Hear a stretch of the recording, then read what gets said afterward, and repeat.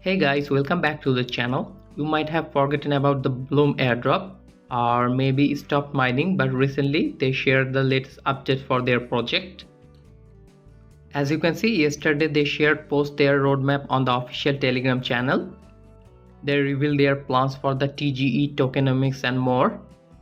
So if their commitment is legit, we might see Blum listing in the next couple of months.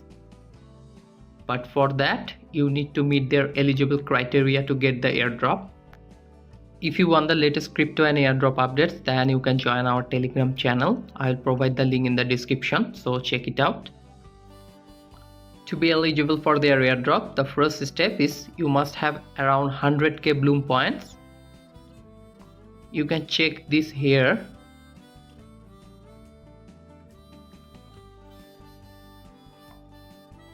The next step is you must have 750 meme points or complete the proof of activity.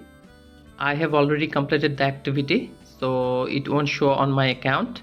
So if you not completed the proof of activity, then it might be show in your account.